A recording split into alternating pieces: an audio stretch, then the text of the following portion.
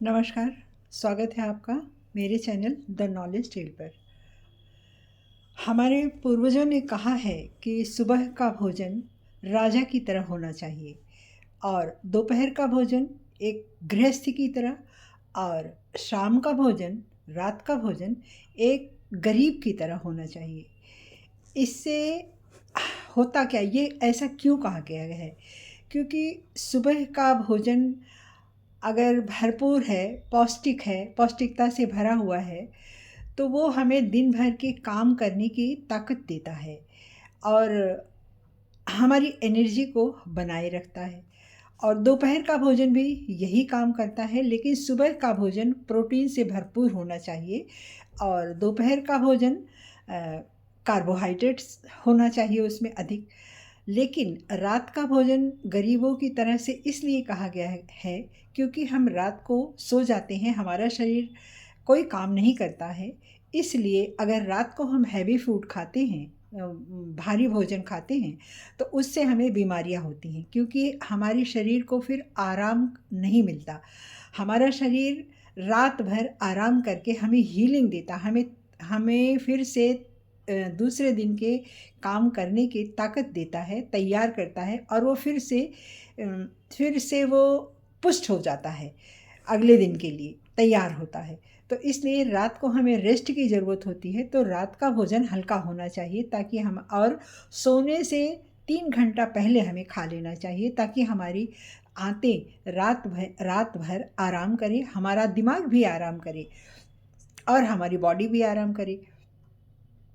आपने कभी न कभी ज़रूर महसूस किया होगा कि अगर रात का भोजन कुछ बहुत भारी खा लेते हैं तो ठीक से नींद नहीं आती और तबीयत भी ख़राब हो जाती है, गट ख़राब हो जाता है इससे। तो इसलिए कहा गया है कि रात का भोजन बहुत हल्का होना चाहिए और सोने से 3 घंटा पहले होना चाहिए। कोशिश तो ये होनी चाहिए कि रात को अन्न खाएं ही ना, इस तरह से कहा गया है। लेकिन अगर नहीं होता तो बहुत लाइट भोजन रात का होना चाहिए और 3 घंटा पहले खाना चाहिए। और आप एक चीज़, ये एक बात, ये आज लोग इसको फॉलो नहीं कर रहे हैं। जब देखिए रात बिरात 11 बजे 12 बजे तक हमने देखा है लोग भोजन करते हैं, तो ये हम बहुत गलत कर रहे हैं अपने शरीर के साथ और अपने दिमाग के साथ भी। प्राकृतिक भोजन जैसे सलाद है, फल है, स्प्राउट है और दूध से बनी चीज़ें हैं या दूध है, दही है, इन सब चीज़ों का सेवन ज़्यादा करने से हमारी शरीर बहुत हल्की रहती है। हमारी शरीर अगर गड़बड़ होती है तो वो क्यों गड़बड़ होती है? पेट खराब होता है, गैस रहती है, अपच होता है, और भी तमाम तरह की बीमारियां, हाई बीपी है, शुगर है। तो ये सब क्यों होता है? ये खाने से ही होता है। ये शरीर फील कराता है कि हमारी शरीर हमें कष्ट दे रही है। लेकिन अगर आप प्राकृतिक अनाज खाते हैं तो आपको ये पीड़ा नहीं होगी। आपको ये लगेगा कि हाँ, हमारा शरीर तो बहुत हल्का है और हमें हर काम करने में हमें कोई दिक्कत नहीं, हमें चलने फिरने में, उठने बैठने में, भागने दौड़ने में, लंबे समय तक हम अपने शरीर से अच्छा काम लेते रहते हैं। क्योंकि अगर हमारा शरीर स्वस्थ रहेगा तभी हम इससे काम कर पाएंगे। तो हम अपने शरीर को स्वस्थ रख सकें, इसके लिए अनाज की मात्रा खाने में बस बहुत थोड़ा रखना चाहिए। हमारे शरीर को इतनी ज़रूरत नहीं है इसकी, लेकिन हम स्वादवश खाते रहते हैं क्योंकि भारतीय व्यंजन बनते भी कुछ ऐसे हैं कि उसमें तमाम तरह के स्वाद हैं। तो हम स्वादवश खाते रहते हैं और जब भारी हो जाता है, बीमारी हो जाती है, तो लगता है कि अब शरीर बोझ हो गया है। तो इससे बचने के लिए हमें हल्का खाने पर, अपने भोजन पर ध्यान देना चाहिए।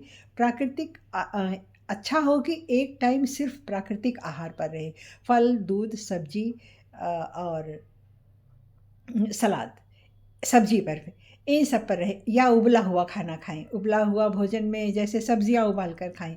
तो इस तरह से प्राकृतिक भोजन अगर हम करते हैं तो हम लंबे समय तक स्वस्थ रहेंगे और हमारा शरीर भी हमें पीड़ा नहीं देगा और हम अच्छे से काम भी कर सकेंगे। हमें शरीर का भान नहीं होगा, कोई बीमारी नहीं होगी, रोग नहीं होगा।